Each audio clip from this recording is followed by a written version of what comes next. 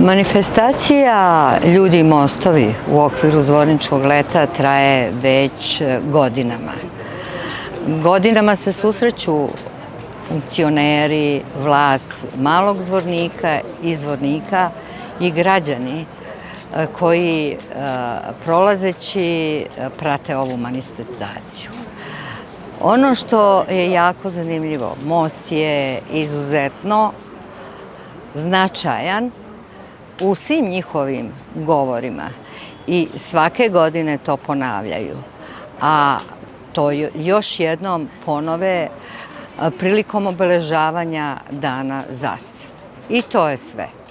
Koliko se brinemo uopšte o starom mostu ili kako je od 2009. ponovo imenovan mostu kralja Aleksandra I. Karađorđevića.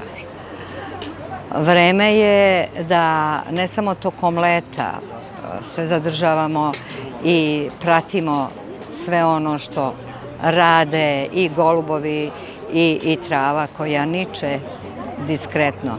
Da i tokom zime kada padne sneg i poledica posvetimo malo više pažnje ovom mostu. Tokom otvaranja nakon rekonstrukcije 28. avgusta 2020. godine gospodin Zoran Stevanović, tadašnji gradonačelnik Zvornika, obećao je i raznobojnu rasvetu. Međutim, način na koji je tad otvoren i evo danas ista situacija na mostu.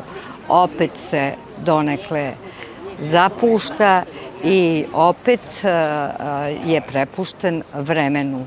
Nadamo se da ljudi svoj uticaj neće zanemariti i da će početi oni da se brinu o ovom mostu, a ne samo za ove dane kada se obeležavaju